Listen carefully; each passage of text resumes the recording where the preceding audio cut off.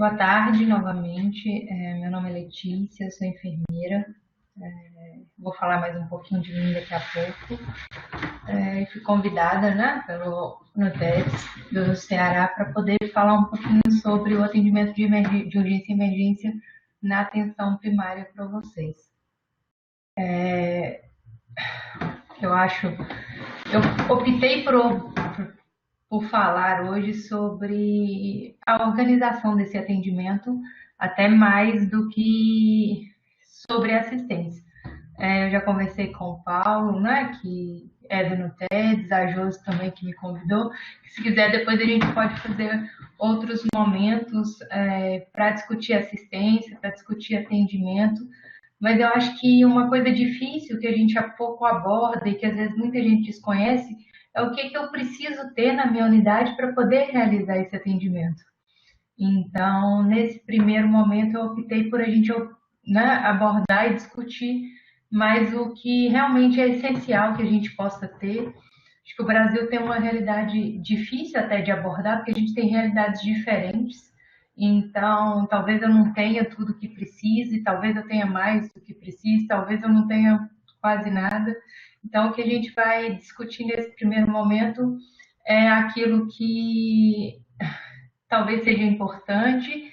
E aqui é mais uma forma também, de, junto com as referências, com a portaria, talvez a gente poder discutir, né, com a Secretaria de Saúde ou com as pessoas responsáveis, aquilo que talvez a gente não tenha disponível na nossa unidade.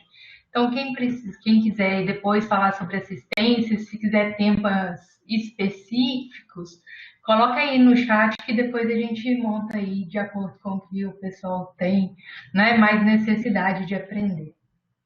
Eu queria agradecer a oportunidade, agradecer ao NUTEDS, a Josi, o Paulo, o pessoal da TI, e pelo convite, e que eu estou sempre à disposição para aquilo que precisarem. Vamos lá.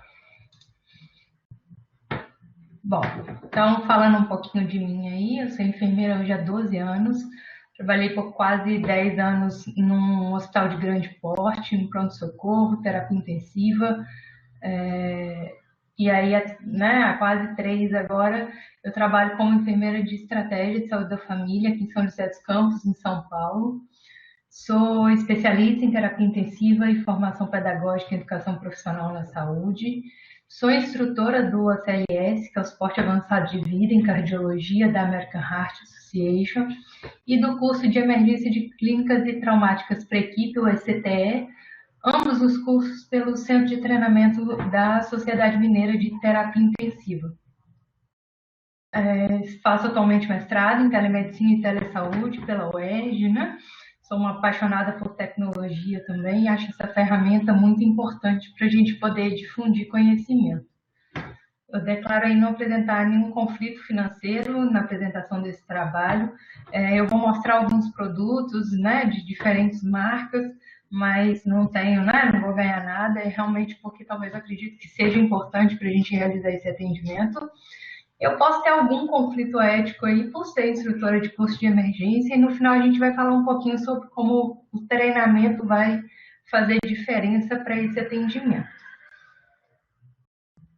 Então, vamos lá começar. Boa tarde para quem chegou depois aí.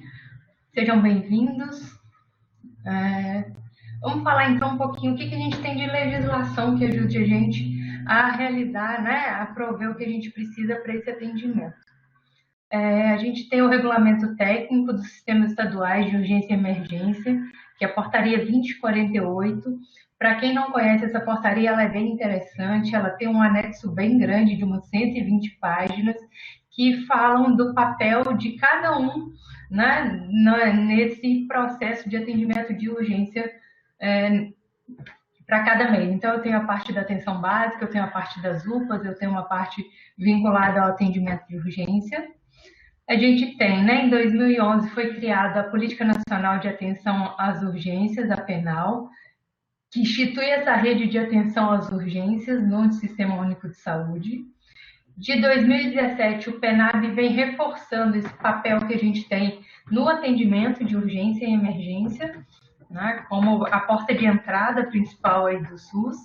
E a gente também tem o manual instrutivo da Rede de Atenção de Urgências e Emergências no Sistema Único de Saúde, que é de 2013, que aí fala mais sobre a questão também de financiamento, de outras coisas nesse manual. Quem quiser depois, todos eles estão disponíveis e é de fácil acesso. Bom, e o que essa literatura traz para a gente que é importante a gente discutir? Primeiro é o nosso papel. A gente não tem para onde fugir. A atenção básica, ela é a porta de entrada e ela constitui parte da rede nacional de urgência. Então, a gente tem que realmente estar preparado para fazer esse atendimento. Então, lá no caderno de atenção básica, que é o caderno de acolhimento, que eu até não coloquei ali, tem o volume 1 e o volume 2. No volume 2, ele fala para a gente o quê? Que a atenção básica ela deve se constituir como uma grande articuladora da rede de atenção à saúde, desenvolvendo-se como importante porta de entrada e a ordenadora da rede. Dessa forma, o atendimento à demanda espontânea deve ser realizado pelas UBSs, principalmente os casos de pacientes crônicos em episódios de agudização ou emergências de menor gravidade. Nas situações de emergência, a equipe deve estar capacitada para diagnosticar precocemente os casos graves, iniciar manobras de suporte básico de vida e acionar o serviço de remoção para que haja adequada continuidade do atendimento. Lá na penal, na portaria da urgência, ele reforma mais uma vez no artigo 6º que o componente da atenção básica em saúde tem por objetivo a ampliação do acesso, fortalecimento do vínculo e a responsabilização e o primeiro cuidado às urgências e emergências em ambiente adequado até a transferência e encaminhamento a outros pontos de atenção, quando necessário a implantação de acolhimento com avaliação de riscos e vulnerabilidades. O processo de trabalho das equipes deve estar organizado de modo a permitir que casos de urgência e emergência tenham prioridade no atendimento, independente do número de consultas agendadas no período. Caberá ao UBS prover atendimento adequado à situação e dar suporte até que os usuários sejam acolhidos em outros pontos de atenção da rede. Então, aí tem reforçando esse nosso papel na PENAB, a mais recente, é de 2017. Então, assim, é uma coisa que não tem para onde a gente correr. Vamos ter que atender, vamos ter que prover o melhor suporte que a gente tiver para esse paciente até que ele seja encaminhado para a unidade de referência para onde eu tenho que encaminhar. E aí uma outra questão que eu queria mostrar para vocês é isso. Então eu já falei ali no chat antes de começar que até por causa dessa palestra aqui, eu moro numa cidade que é grande, numa cidade que tem uma infraestrutura de saúde muito boa, e eu sei que essa talvez não seja a realidade da maior parte, ou de grande parte do país. Então eu comecei a fazer uma pesquisa, quem quiser participar ainda está ali, o link eu coloquei lá, ainda dá tempo, para a gente ver um pouquinho dessas diferentes realidades. Então, eu vou mostrar durante essa apresentação alguns resultados que são parciais. Então, tinham até então 77 respostas, tem mais de 10 estados que estão contemplados aí. E aí tem uma pergunta. Chega uma pessoa na unidade solicitando atendimento para alguém que está passando mal na rua. A atitude na sua unidade se um profissional da unidade é deslocado para atender o paciente ou só se realiza o atendimento se estiver dentro da unidade. Alguém está aí que quer responder também? Tem alguém aí que na unidade também só faz, só se estiver lá dentro que a gente atende? Quem que já teve experiência aí? Se quiser pode colocar lá no chat. Então, nessa pesquisa, olha, a gente teve 63,6% falando que um profissional sai da unidade para poder atender e 36,4% responderam que só realiza atendimento dentro da unidade. Então, que é um número até grande. E se a gente for lá na literatura, o que a gente vai ver? Na portaria 2048, o que ela fala? Que todas as unidades elas devem ter um espaço devidamente abastecido com medicamentos e materiais essenciais ao primeiro atendimento e estabilização de urgências que ocorram nas proximidades da sua unidade ou em sua área de abrangência e sejam para elas encaminhadas até a viabilização da transferência da unidade de maior porte quando necessário. além de possuir área física especificamente destinada ao atendimento de urgências e sala para observação de pacientes por até 8 horas. Então, assim, a gente sabe que é complicado, que tem a ordem, né? Que às vezes não tem-se uma ordem de não sair, ou às vezes eu não tenho pessoal suficiente para, às vezes, realizar um atendimento fora, mas eu acho que dentro do possível é adequado e pela legislação também, a gente tem que prover esse atendimento. Então, claro, eu não consigo ir todo mundo, mas uma pessoa ir lá, dar suporte, ficar até o momento que o SAMU chega ou algum outro tipo de resgate que eu tiver à disposição. Então, talvez isso seja importante e a gente precisa conversar dentro da nossa unidade como que a gente vai fazer se acontecer esses casos. Então, a portaria aí, ela deixa claro que a gente tem a responsabilidade em toda a nossa área de abrangência, né? Apesar de que não é comum de acontecer longe, mas para próximo da unidade, se ocorre em torno, acaba sempre vindo alguém para poder questionar, poder pedir ajuda dentro da unidade. Bom, e o que eu preciso ter dentro da minha unidade para poder realizar? Né? Esse meu paciente, eu preciso ter um lugar que seja referência desse atendimento. Independente da forma como a gente faz o acolhimento, se identifica a gravidade desse paciente dentro da consulta, ou lá na recepção, ou no acolhimento, ou né, numa sala de hipodermia, quando esse paciente passa mal ou chega falando, eu tenho que ter a referência de para onde esse paciente vai ser atendido. Então, o ideal é que a gente tenha uma sala de atendimento, né? O ideal é que essa sala tenha uma boa área de circulação. Ela, obviamente, não precisa ser grande, mas é uma sala que eu não posso ter um monte de caixa, um monte de entulho que atrapalhe a gente a passar. Muitas vezes esse atendimento vai precisar de muito mais gente, né? De várias pessoas ao mesmo tempo no mesmo lugar. Então, ela precisa ter uma boa área de circulação. Eu preciso ter medicamentos e materiais com fácil acesso. Eu preciso que isso esteja, né, de forma clara, que a gente saiba onde eles estão, que consiga pegar isso de forma rápida. Então, assim, lá no mundo ideal, o ideal que a gente pode ter é realmente usar um carrinho de emergência. Não precisa ser o carrinho do tamanho do hospital, mas um carrinho menor, ele tem-se aí uma estrutura que a gente consegue dividir, fica fácil e não ficar bagunçado. Bom, mas eu também não tenho obrigação de ter esse carrinho. Eu posso usar maleta? Posso usar maleta, né? Eu acho maleta pequena, mas eu também posso organizar de outras formas que a gente possa ter esse fácil acesso durante o atendimento. Então, eu vou mostrar para vocês daqui a pouco como que a gente fez aqui na unidade. Se possível, maca com grade e rodinha, como está aí na foto. Essa foto é até de uma unidade de Minas, de Unai, se eu não me engano, eu peguei no Google. Por quê? Porque até lá na portaria fala que o meu paciente às vezes tem que ficar, né? Eu deveria ter suporte até para 8 horas lá dentro.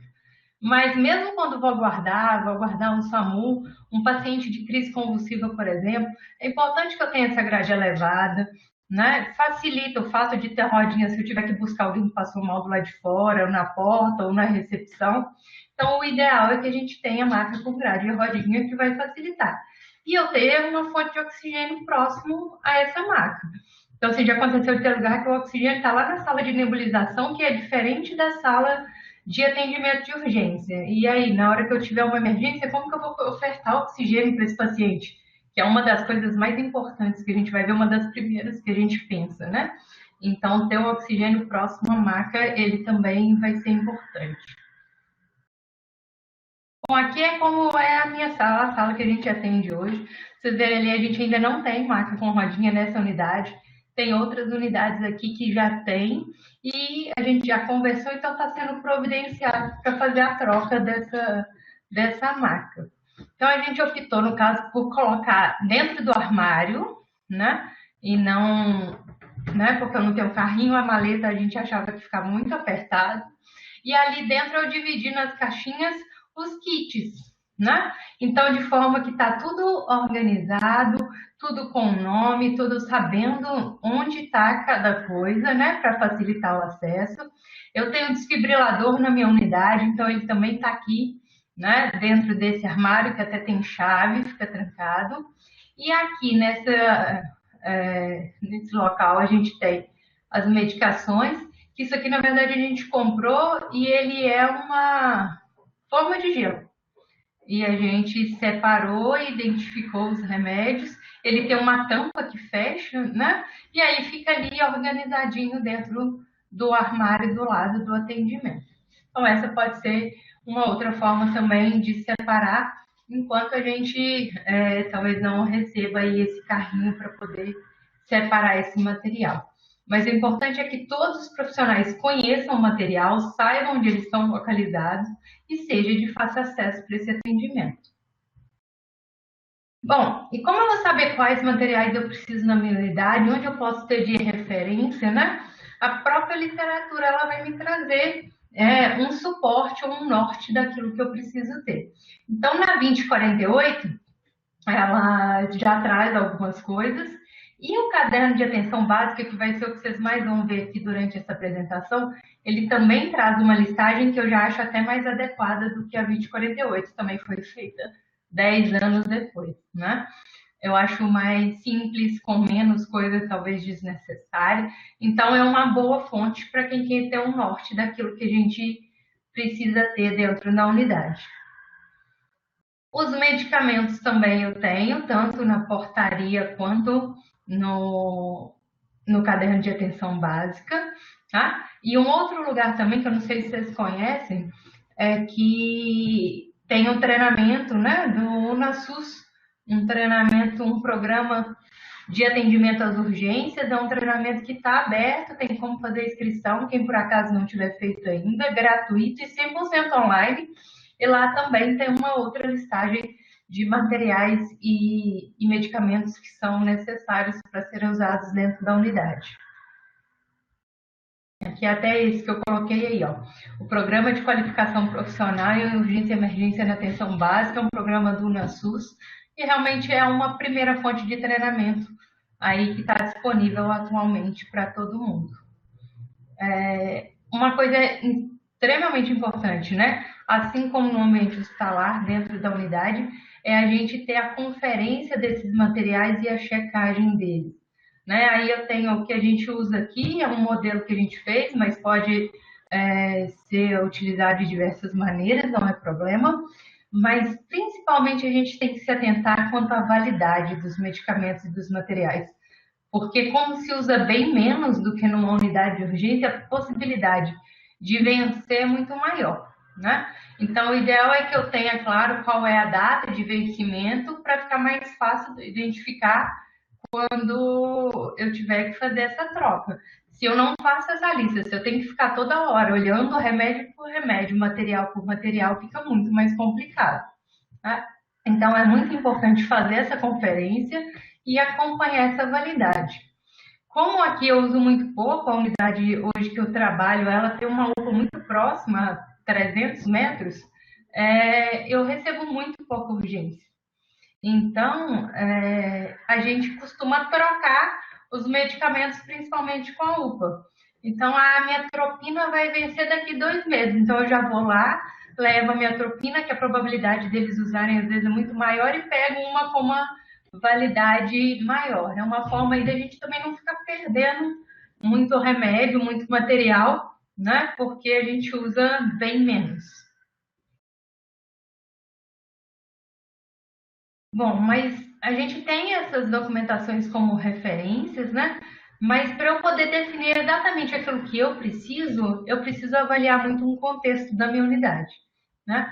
Com que frequência ocorre essas urgências da minha unidade, né? Como eu falei, eu hoje nessa unidade recebo pouco porque eu tenho uma UPA muito próxima. Mas se eu não tenho uma unidade de urgência ou um hospital próximo da minha unidade, se principalmente eu não tenho meio de transporte fácil para ir, se essa população às vezes é ônibus, demora, eu acabo me tornando a referência. Qualquer coisa que acontecer vai chegar na UBS como porta de entrada. E aí, então, eu preciso ter um material suficiente para realizar esse atendimento. Então, eu preciso avaliar a frequência das ocorrências, qual que é a realidade do meu território. Meu território é muito violento, acontece muitas situações de violência, né? Seja do tipo que foi isso, é arma de fogo, é arma branca.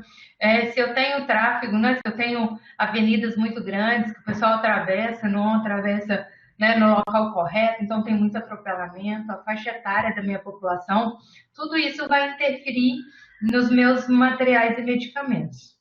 Se eu tenho também acesso fácil, como eu falei, aos serviços de urgência, e também se eu tenho resgate, SAMU, né, bombeiro ou algum tipo de serviço voluntário que vai vir até uma unidade para poder buscar esse paciente em caso de necessidade. Ou não, sou eu que vou ter que levar, vou ter, né, que prover uma ambulância, então eu vou precisar de muito mais material nesse caso. Bom, e aqui a gente tem as situações de atendimento. Então, eu tenho que pensar no meu atendimento para definir aquilo que eu preciso. Sair um pouquinho fora aí, na hora que entrou aqui no site. Então, quando meu paciente, eu tenho na minha pior das minhas atendimentos, né? Que é o paciente da parada cardiorrespiratória, o meu foco de atendimento é o CAB, que é a compressão, a via aérea e a ventilação. Então, esse é o meu foco de atendimento no paciente sem pulso. Então, o que eu vou precisar para esse atendimento, né? Compressões, ventilações e uso do desfibrilador, que é muito importante, a gente vai falar um pouquinho mais lá na frente.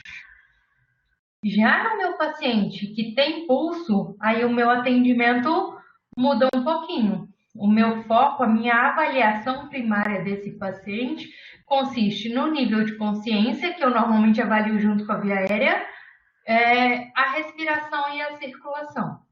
Então, e o ABC que a gente vai usar aqui na avaliação primária, a gente usa lá no trauma, né? A gente sempre usa isso como atendimento do meu paciente, que aqui é realmente uma aula inteira que dá para dar só sobre assistência, é o que eu preciso focar no meu atendimento, é o que me mostra que o meu paciente está grave e me conduz qual é a reanimação que eu tenho que fazer nesse paciente para ele estabilizar, é onde deve ter o foco dos meus equipamentos que eu preciso para atender, né? Então, sempre o que mata primeiro um paciente são alterações na via aérea, na respiração e na circulação.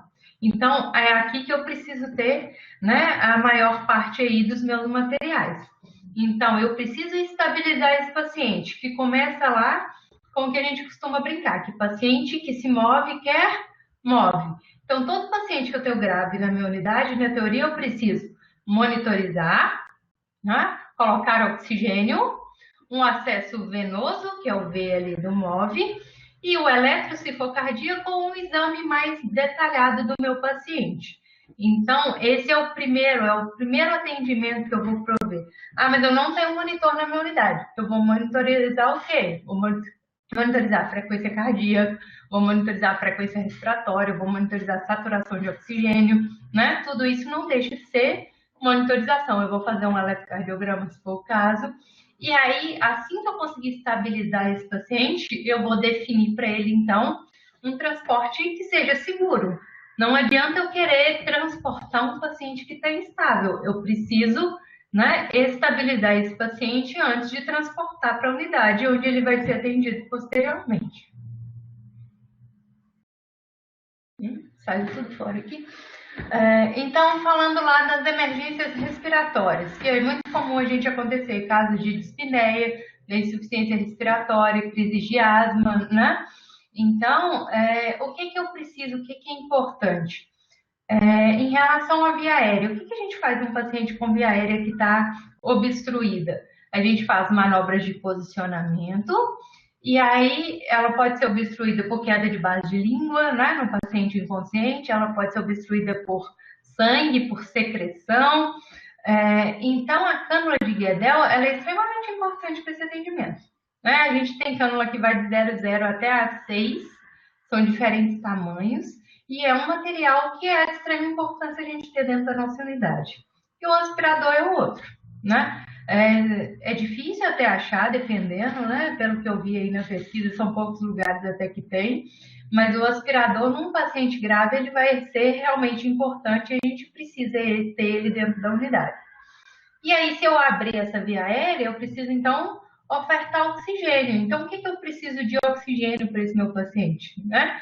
Eu preciso ter um umidificador para poder ligar no catéter de oxigênio, eu preciso de uma máscara facial, se esse paciente tiver mais dispneia, eu precisar ofertar uma quantidade maior de oxigênio, né? Eu preciso da água destilada para me colocar, ou soro fisiológico, dependendo, para poder umidificar esse oxigênio, que não pode ser água da torneira, né? Eu preciso de nebulizador para fazer nebulização em alguns casos, como crise de asma, por exemplo. Então, esses são materiais importantes de ter dentro da minha sala. E aí tem um dispositivo, né, um pouco mais recente, mas que é de extrema importância, que infelizmente a gente ainda não tem, que são os dispositivos supraglóticos, né? Então tem as fotos aí da máscara laríngea. Eu acredito, não sei se todo mundo já ouviu falar, se todo mundo conhece, mas qual é a principal vantagem desses dispositivos? Ele, por muitas vezes, vai substituir, naquela situação de emergência, a intubação do meu paciente, o uso do tubo, né? Ele não garante via aérea definitiva, né? Porque ele é acima, ele é supraglótico, mas naquele momento de emergência, ele me dá muito mais segurança. Por quê?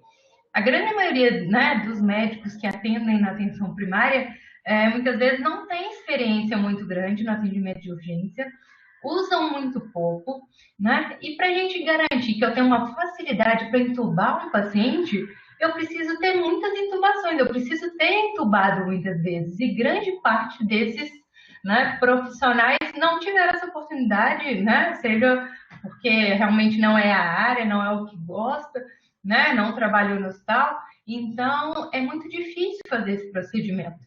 Então, se eu tenho uma máscara laríngea ou um tubo laríngeo, eu consigo colocar, garantir a ventilação do meu paciente de forma adequada, né? Sem precisar usar guia, sem precisar usar laringoscópio, porque a máscara a gente coloca, né, às cegas, que a gente fala, né? E é um procedimento que os enfermeiros também podem realizar, que a gente tem, né, a determinação aí do COFEM para poder realizar esse procedimento. Então, se a gente olhar ali, eu coloquei uma fotinho da Lojas Americanas, da propaganda mesmo do Google de venda, e é um material que custa R$ 58. Então, que é um preço hoje, um valor que é acessível para poder ter dentro da unidade e tranquilidade para os profissionais que, às vezes, num caso de insuficiência respiratória, na parada cardiorrespiratória, possam usar esse material para poder fazer a ventilação e para poder fazer o transporte até a unidade de referência. Então, realmente, é um material que a gente deveria ter disponível dentro das nossas unidades. Né? O tubo, né? Com o laringoscópio, o fio guia, também é importante de ter, né? A gente tem situações em que a máscara talvez não poderia funcionar, então ainda assim eu preciso ter esse material. E o Buge, que acho que talvez para a maioria seja desconhecido, ele não é tão famoso, vem se falando mais agora nesses cursos de manutenção de via aérea, que é o quê? Ele é como se fosse um fio guia mesmo, mas que é introduzido, e depois que ele já está lá na laringe, a gente passa o tubo, né? O médico faz o procedimento passando o tubo e depois tira esse fio guia. Ele é indicado para intubações difíceis, mas pode ser, né, que se tivesse esse material na unidade também facilite ou ajude o profissional médico no momento da intubação. E aí, por último, né, claro, o AMBU, né, a bolsa válvula máscara, tanto adulto quanto pediátrico, são materiais importantes que a gente precisa ter dentro da nossa unidade. Lembrando que o ideal sempre é ter com bolsa reservatório, porque só com bolsa reservatório é que a gente consegue oferecer 100% de FO2, né, de oxigênio para esse paciente. Bom, e em relação aos medicamentos, o que eu preciso ter na minha unidade, né? Então, aqui eu tenho recortes lá do caderno mesmo de atenção básica, do caderno do acolhimento, volume 2, e você vê, no próprio caderno, ele mostra pra gente quais são as doses para cada doença, quais são as condutas, e é a partir daí que a gente vai definir, então, quais são as medicações que eu preciso ter para atender essas emergências na minha unidade. Tá? Então, aí, eu tenho, por exemplo, eu vou precisar da adrenalina, né? No caso das alergias, para ser utilizado IM, hidrocortisona, salbutamol, beclometasona, fenoterol e patrópio, e a prometazina são alguns desses medicamentos que são citados aí que a gente pode ter disponível na nossa unidade. Bom, e aí a gente chega nas emergências cardíacas, né? Começando pela parada cardiorrespiratória, que talvez seja a nossa emergência, nem é com certeza a nossa maior emergência, né? É o paciente em risco iminente, que precisa de atendimento imediato e da maior, né? Da melhor forma que a gente consiga ofertar. Então, o foco do atendimento da atenção primária com certeza é um foco no suporte básico de vida, né? E o suporte avançado de vida ser realizado realmente, às vezes, dentro do ambiente intra-hospitalar. Mas isso é claro se eu estou numa unidade que eu tenho uma parada cardiorrespiratória. Eu inicio o suporte básico de vida, que são compressões, ventilações e uso do desfibrilador, que a gente sabe que, infelizmente, ainda não tem na maioria das unidades.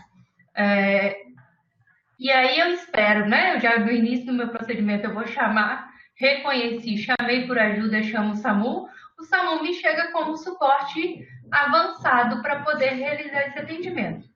Por que às vezes é importante? Porque quando eu foco no suporte básico, eu foco naquilo que salva a vida do meu paciente.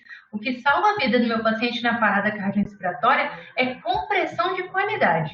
E é nisso que a gente tem que focar. Compressão, ventilação, né? A gente tem ambu, a gente tem material para poder fazer, a gente vai precisar fazer ventilação, né? E aí, uso o desfibrilador se eu tiver e deixo para o suporte avançado chegar com as medicações ou com o que vai fazer depois. Por quê? Porque às vezes eu vou ficar muito preocupado com o remédio e vou esquecer de focar no que salva a vida do paciente, que é a compressão. Agora, não, aqui na minha unidade, eu não consigo transportar, não tem SAMU, não vem, então talvez eu tenha que realmente passar para esse segundo momento do suporte avançado, mas para isso eu preciso, então, ter as medicações e ter o material adequado, tá? Então, o desfibrilador, pela legislação hoje, né, a gente só precisa ter lugar que tenha mais de 4.000 pessoas circulando, né? Uma unidade de saúde, por maior que seja, provavelmente não vai ter 4.000 pessoas circulando, mas a gente tem que compreender que os meus pacientes, né, os pacientes que frequentam a unidade, seja para consulta, seja para buscar remédio ou para coleta de sangue ou qualquer outra coisa, ele tem um risco cardiovascular muito alto. Né? Eu tenho uma grande concentração de pacientes com risco cardiovascular elevado. Então, sim, eu tenho o risco de ter uma parada cardiorrespiratória dentro da minha unidade. Tá? E aí é indicado realmente que a gente tenha desfibrilador. Em países, né, fora do Brasil, a gente tem um desfibrilador em cada esquina, né? No meio da rua, você tem um desfibrilador. Aqui no Brasil, infelizmente, ainda tem pouco acesso. Aqui em São José dos Campos, a gente tem o desfibrilador disponível em todas as unidades. Mas aí, se eu tenho também, eu preciso lembrar que não é só ter o desfibrilador. Com ele, eu preciso de uma série de materiais e preciso checar e, né, conferir esse aparelho da mesma forma que a gente faz com um desfibrilador lá no intra-hospitalar, né? Então, o que eu preciso no kit do DEA? O meu kit do DEA, ele precisa ter uma tesoura, né? No meu aqui, no de São José dos Campos até veio junto. Por quê? Eu preciso ter meu paciente com tórax exposto, então, dependendo da roupa, eu vou ter que cortar. Né? Eu preciso de um aparelho de barbear, porque, né? Se por muito azar da vida o Tony Ramos for lá visitar a unidade e ele tiver uma parada cardiorrespiratória, eu não consigo colar o pé, a pá naquele tanto de pelo se eu não tirar, né? Então, a gente pode depilar aí com outras coisas, até a própria pá, só que eu só tenho uma, se não tiver a outra, como é que eu vou fazer? Então, é preciso que um aparelho de barbear sempre esteja presente dentro do kit do DEA para poder tirar os pelos, né? O DEA também não pode ser utilizado num paciente que esteja com tórax molhado, então uma toalha para secar, mas aí é mais fácil, porque a gente consegue papel ou alguma outra coisa. Então, a gente precisa disso no kit. Se tiver algum outro equipamento, né, para fazer a ventilação, né, a boca máscara ou qualquer outro tipo, também pode ficar ali junto no kit do 10. E aí, né, lembrar que extremamente importante é o que eu falei, é o registro do teste. Então, esse da Intramed é o que eu tenho aqui. Ele tem um Vzinho ali no canto verde, que toda vez que liga ele, ele faz um autoteste, né? E precisa sempre estar verde. Se aparecer um X vermelho, significa que não está funcionando, eu preciso mandar para manutenção. Então, eu preciso carregar essa bateria, ela precisa estar sempre carregada. Então, de acordo com o que o fabricante me disser, nesse caso aqui ele pede a cada 15 dias, mas na minha unidade a gente faz semanalmente a conferência, se por acaso já tiver baixado a gente carrega de novo. E lembrar, ter esse registro feito pelos profissionais e assinados, e a pá descartável, lembrar que ela também tem validade, que muitas vezes passa batido, né, tá batendo aqui pra gente também. Então, a pá, ela também tem essa data de vencimento, que normalmente é uns 2 anos, e aí a gente tem que trocar a pá do desfibrilador também. Bom, das outras emergências cardiorrespiratórias que a gente tem, a síndrome coronariana, por exemplo, né? É de extrema importância eu ter um ECG precoce para me ajudar no diagnóstico também. E aí eu já adianto para o hospital de chegar lá também com esse eletro já realizado. E né, o uso do AS, principalmente, que quando não tiver nenhuma contraindicação tem que ser dado o mais rápido possível. Então, nos Estados Unidos, né, se a gente vê vídeos aí da American Heart, lá na empresa que ele trabalha, que ele começa com dor, ele já toma S por lá mesmo, tá? E lembrar que a gente tem outras medicações testadas aqui, que às vezes aparecem nos carrinhos da atenção básica.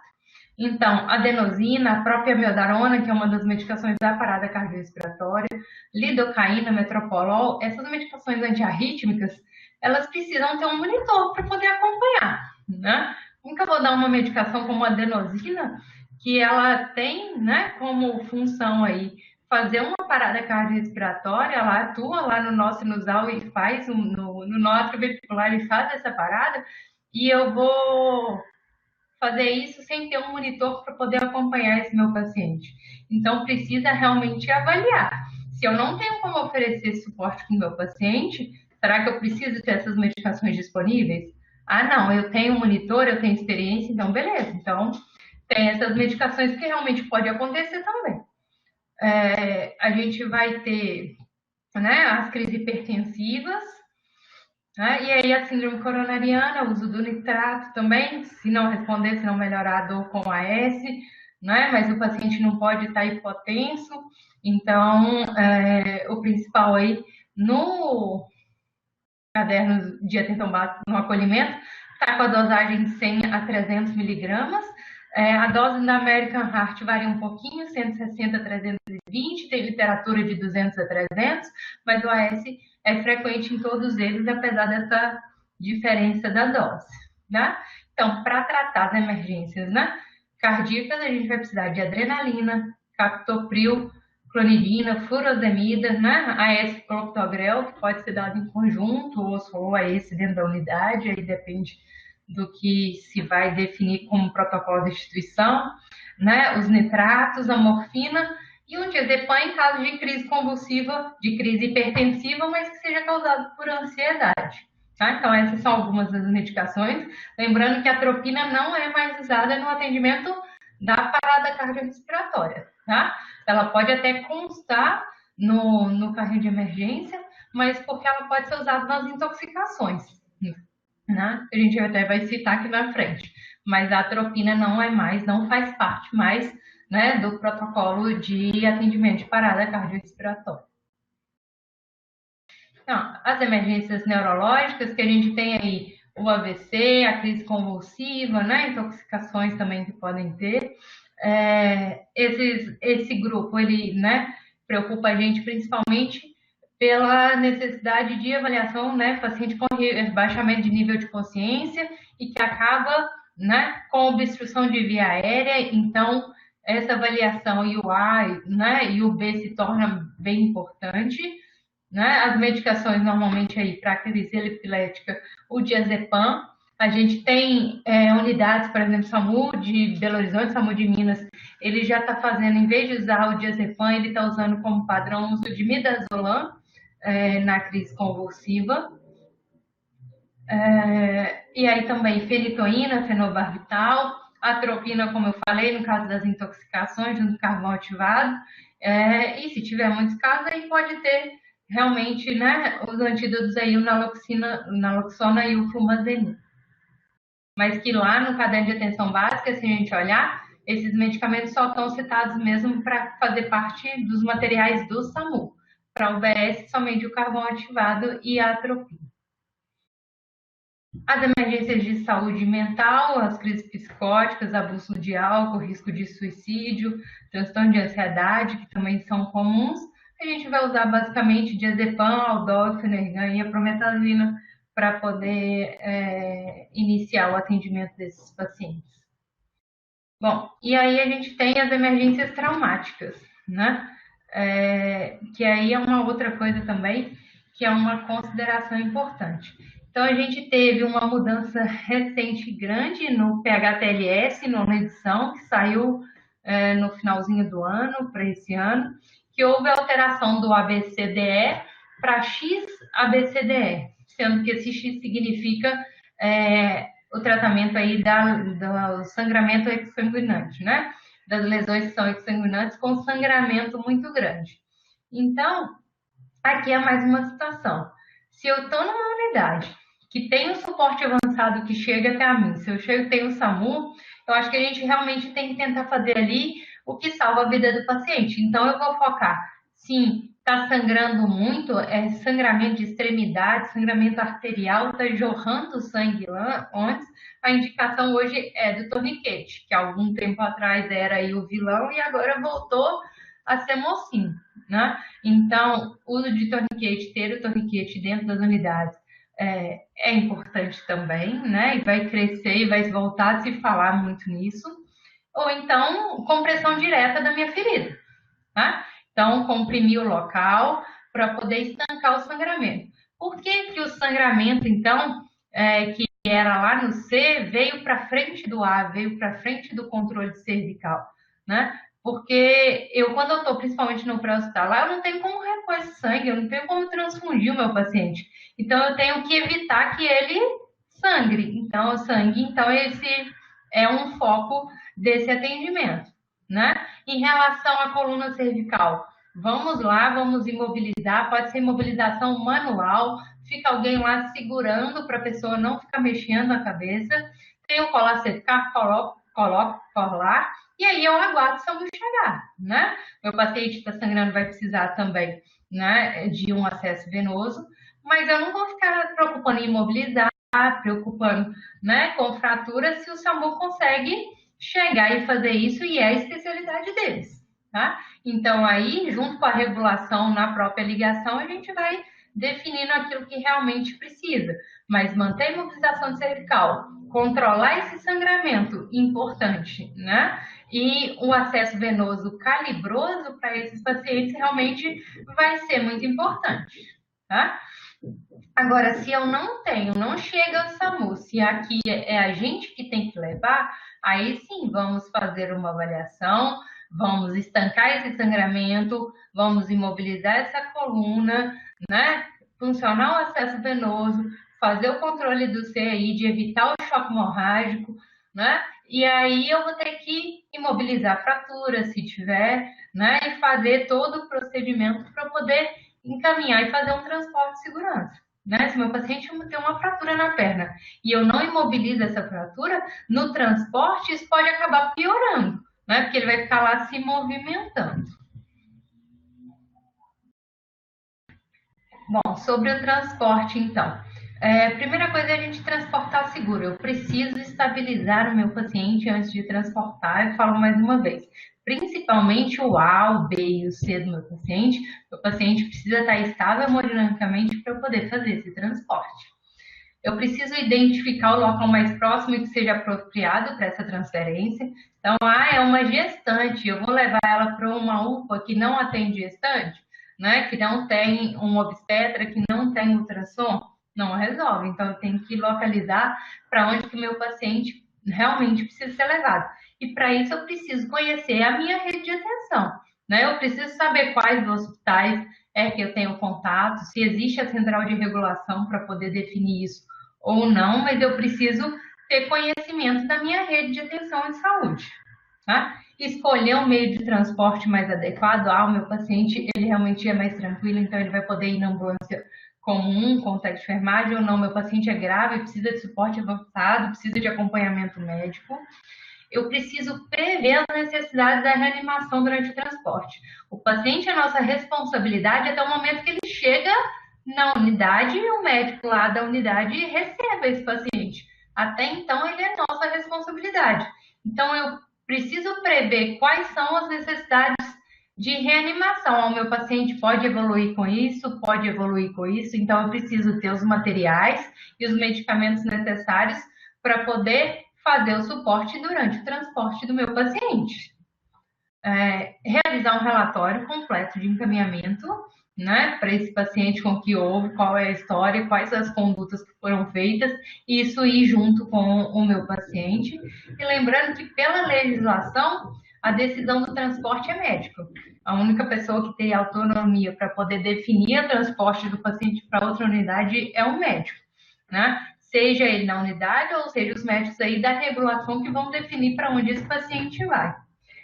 Agora, nos locais que eu não tenho regulação funcionando, eu tenho que, no mínimo, fazer um contato prévio com a unidade, passar o caso, avisar que esse paciente está indo, e não, né, na afobação da gente que muitas vezes não tem segurança para realizar esse atendimento, eu simplesmente querer desovar em outro lugar. Eu preciso fazer um transporte de forma consciente, de forma responsável desse meu paciente até ele chegar na outra unidade, tá?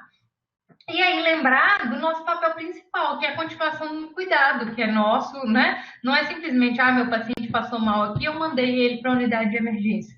Eu mandei ele para a unidade de emergência, mas ele precisa de um retorno na minha unidade e eu já vou deixar isso agendado, né? Se for uma coisa mais simples, que talvez não vai precisar, né? Que a gente sabe que não vai, provavelmente não vai internar, eu já posso deixar esse retorno agendado para eu poder rever esse paciente, poder atender ele com mais calma. Ele precisa já ter exames solicitados para fazer agora ou mais para frente. Eu preciso encaminhar ele para algum tipo de especialista, né? Não sei, a gente não consegue acompanhar, então solicitar a visita do ACS, se for estratégia, para poder ir nesse paciente, entrar em contato com ele depois, para poder prover aquilo que o paciente precisa depois do atendimento de urgência. E esse é realmente a diferença do atendimento da atenção básica em relação às unidades de urgência. A gente conhece o paciente, a gente tem o prontuário do paciente, a gente conhece a história desse paciente, e aí eu preciso intervir nisso de uma maneira muito mais global do que só aquele atendimento pontual.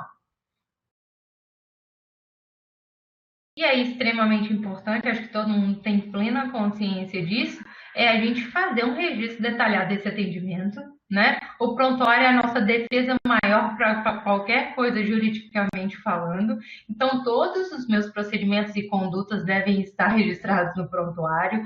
O meu contato com a central de regulação, o meu contato com a outra unidade, se eu conseguir falar, se não, qual foi a recepção. Tudo o que aconteceu naquele atendimento precisa estar registrado no prontuário, seja ele físico ou seja um prontuário digital, não é o que for utilizado, mas eu preciso ter o registro porque esse é o meu respaldo para qualquer coisa que acontecer. Lembrando que um paciente grave pode evoluir mal, então eu preciso ter o meu respaldo para qualquer coisa. E muitíssimo importante é repor o material após o procedimento. Né? A gente fala que é a lei de Murphy, aconteceu uma vez, a outra pode acontecer em seguida. Né? Então, lembrar, ter a maldade que assim que aconteceu, faz a recontagem desse material e providencia. Muitas vezes na atenção básica não é igual no hospital, que eu mando buscar ali na farmácia e já reponho. Né? Então, às vezes eu vou ter que pegar no almoxarifado, eu vou ter que pegar fora dessa unidade. Então, a reposição desse material precisa ser o mais precoce possível. Bom, e aí a gente vai falar um pouquinho de treinamento. Então, eu volto lá na minha pesquisa, né, que eu estou fazendo. Então, de novo, para quem não estava aqui, não escutou, estou fazendo uma pesquisa exatamente sobre atendimento de urgência na atenção primária, tentando puxar um pouquinho de como é isso no país todo, né? E aí, dessas pessoas que até agora, né, como resultado preliminar, responderam na pesquisa, a pergunta se você se sente preparado para atender uma situação de urgência e emergência na minha unidade, 67,3% responderam que não. Isso é um número muito alto, são quase 70% das pessoas que estão hoje na atenção primária no país todo e que não se sentem seguros para poder atender uma emergência. E por que isso acontece? A própria portaria 2048 cita para a gente, ela reconhece na portaria a insuficiência na formação em urgência e emergência nos cursos de graduação da área da saúde. Então, eu já tenho uma formação na graduação totalmente insuficiente, que não me dá respaldo para fazer esse atendimento. E, além de tudo, baixo aproveitamento num processo educativo tradicional. Então, nas aulas comuns, normais, aulas teóricas, eu não tenho um grande aproveitamento de conhecimento desse treinamento. E ele, inclusive, sugere a criação dos núcleos de educação e urgência. Então, assim, é muito comum, né, eu como instrutora de curso de emergência, as pessoas chegarem e falar assim, eu não gosto de emergência, eu não gosto de pronto-socorro. É claro, né, que nem todo mundo que atende emergência e que, né, trabalha, nem todo profissional da área de saúde, claramente não vai gostar de emergência, né? Vão ter outras áreas e graças a Deus que nem todo mundo gosta da mesma coisa. Mas muito do que eu vejo é que a pessoa se sente inseguro para atender. Então, a partir do momento que eu conheço, que eu sei avaliar o meu paciente, que eu sei as condutas, eu passo a ter menos medo, eu me sinto mais seguro e aí eu consigo atender de forma adequada. Mas quando, né, eu desconheço, não sei nada, então eu morro de medo daquilo. Então, eu não gosto de atender. Então, assim, a gente tem, né, uma formação aí insuficiente e aí o que acontece? Eu começo a trabalhar, eu tenho treinamento? Né? Esse é o maior problema. Aí a minha outra pergunta era: acontecem treinamentos periódicos de urgência e emergência para os profissionais da saúde? Mais de 80% falaram que não. E é aí que está o grande problema. Né? É muito comum também a gente escutar assim: eu já fiz o treinamento, eu já fiz o ACLS, ou o ATLS, o PHTLS, ou fiz treinamento, né? Que não são os chancelados, mas que são também eficazes no treinamento. Eu fiz, mas eu não uso, então eu já esqueci tudo. A gente esquece mesmo. Né? A gente tem como recomendação realizar esses treinamentos a cada 2 anos. O profissional que utiliza, porque a gente perde conhecimento, a gente, né, faz vícios nesse atendimento e muda-se o atendimento também. Então, é recomendado que eu repita esse treinamento a cada 2 anos. Agora, se eu não utilizo, eu perco muito mais conhecimento e por isso eu tenho que treinar mais, eu tenho que treinar com uma frequência, né, muito maior esse tipo de atendimento para na hora que acontecer eu poder responder de uma forma natural, né? Então, o treinamento contínuo precisa ser né, divulgado e a gente precisa conseguir instalar isso no país de uma forma geral. A grande maioria dos lugares não tem treinamento, não tem uma educação permanente nas prefeituras, nas secretarias de saúde. Então, isso faz muita diferença. Um profissional que não conhece, ele tem medo, ele precisa treinar. Tá? Então, é importante que a gente busque o conhecimento. Sim, a empresa tem que, né, prover, tem, mas a gente também, como profissional, né, e sabendo da nossa responsabilidade, a gente também precisa correr atrás. A gente tem, né, hoje, muitos cursos disponíveis, seja online, seja presencial, e que a gente tem que procurar e correr atrás para poder dar para a gente essa segurança para poder atender. Tá? Então, uma coisa essencial também nesses treinamentos, não só o treinamento de assistência, mas eu volto a falar, conhecer os materiais e medicamentos, saber de onde eles ficam, saber montar esses equipamentos. Eu vou ter que ligar o ambu no fluxômetro lá na bala de oxigênio. Se eu não estou acostumada a fazer isso, na hora da emergência dá tudo errado. Eu não consigo, eu tenho que montar um laringoscópio e eu não sei, vou precisar entubar o meu paciente. Vai dar errado, eu não vou conseguir montar no momento que eu estou ansioso. A emergência traz muita ansiedade para a gente.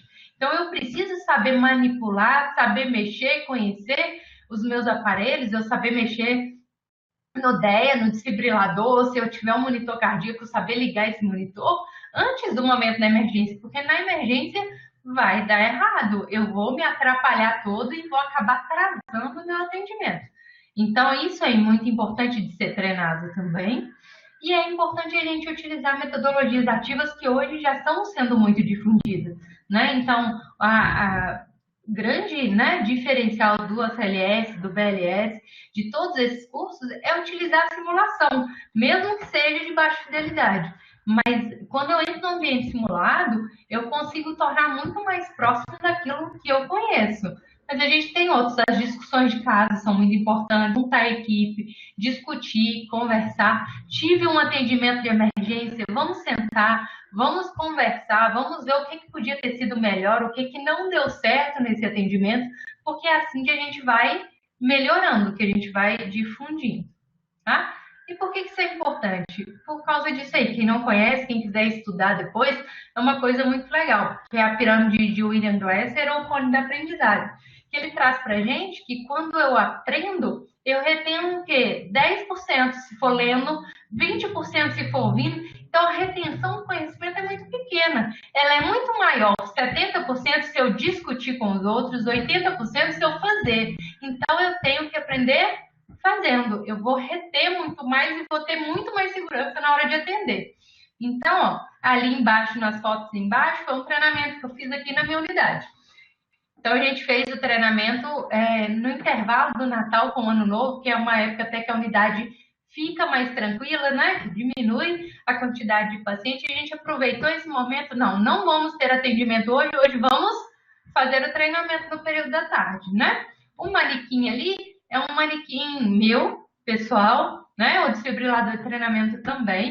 Mas isso não quer dizer que se eu não tenho isso, eu também não consiga treinar. Então, na falta de cima, tirar esses momentos com esse material para poder fazer treinamentos, para a gente aprender em conjunto. Se eu não tiver uma pessoa que domine o assunto para poder passar, podemos aprender em conjunto, tá? Então, acho que a gente realmente tem que se mobilizar para treinar. Treinar é o que traz segurança para a gente, tá? Então, finalizando aí, eu vou abrir para pergunta, mas queria deixar essa mensagem, né? Que começa com a gente, que a gente muda, então tudo vai ser sempre igual. Todas as vezes o atendimento vai ser difícil, todas as vezes vai ser complexo, mas queria deixar essa mensagem, né? Que começa com a gente, que a gente muda, então tudo vai ser sempre igual. Todas as vezes o atendimento vai ser difícil, todas as vezes vai ser complexo, todas as vezes eu vou ter dificuldade se a gente realmente não começar a treinar, não começar a buscar outras formas para poder realizar esse atendimento, tá bom?